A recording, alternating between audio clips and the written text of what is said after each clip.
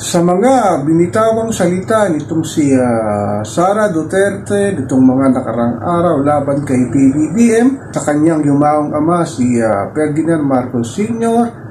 na ipahuhukay daw nito ang labi ni Apo Lakay Marcos at ipatatapon niya sa West Philippine Sea. Talagang marami ang nag-react, lalong-lalo ng mga kalaban sa politika ni Sara Duterte. At sinabi din niya na pupugutan niya ng ulo si Ferdinand Marcos Jr. Ganoon talaga ang galawan ni Sara Duterte. Masyadong mangahang kung magsalita, manang-mana sa kanyang ama na si Digong Duterte. At binira siya dito ni Senate President Isko Escudero na hindi raw nararapat para sa isang pangalawang pangulo ang ganun mga wika ni BP Sara. At sinabi niya na unfit daw ito bilang isang vice president ng ating mahal na inang bayan.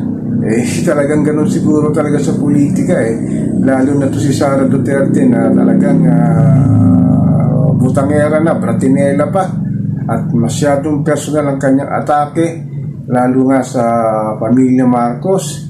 Itong si Sara Duterte, simple naman ang kanyang dapat ipaliwanag at hindi na sana lumaki at issue na to. Nagkasanga-sanga pa at talagang bumalat na ng gusto sa pamilyang Marcos. Yung problema nga lang na talaga na hindi niya mapaliwanag hanggang ngayon ang kanyang mga budget sa OBP at sa DepEd, lalong-lalo na sa kanyang confidential funds na ginasta lamang ng 11 araw na wala siyang maipakita kung saan niya dinala ang buwis ni Juan Pasang Cruz na nagpapakahirap magbayad ng buwan-buwan, kinakaltas sa kanilang buwanang sahod. Dito namang si Sara Duterte walang humpay na gumastos ng ₱1,000,000 para sa kanyang sinasabing confidential funds ni wala man lang resibo para may pakita niya na hindi nga niya talaga ginastos sa ibang paraan o ngunit siguro sa magandang paraan. Pero hanggang ngayon naman talagang hinihintay pa rin, lalo na sa mababang kapulungan ang kanyang pagsipot para ipaliwanag itong kanyang budget. At talagang wala na siyang siguro masabi pa, kundi binanata na ng personal si PBBM na masyado raw siyang pinupolitika. Napagtanto rin siguro ni Escudero talagang itong klase ng ugali ni BP Sara hindi para sa isang pangalawang pangulo ng ating mahal na inang bayan.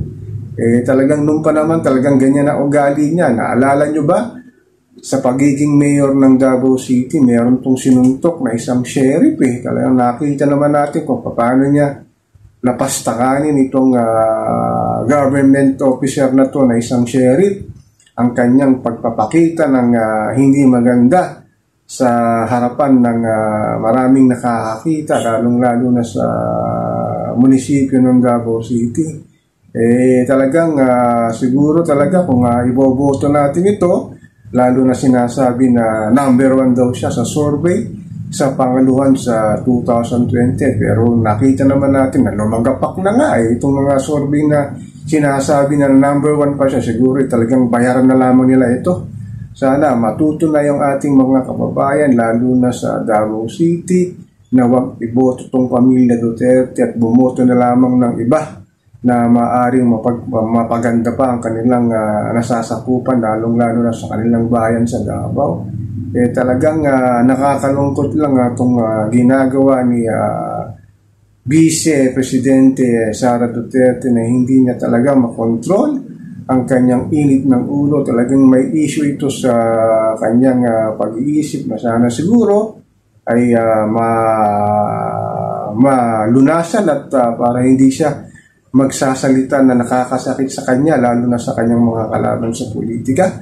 So ako po si Papa Ken, patuloy po ako magmimira na magmamatsyag dito sa pang-araw-araw nating buhay, dito sa kaganapan dito sa ating mahal ng bayan.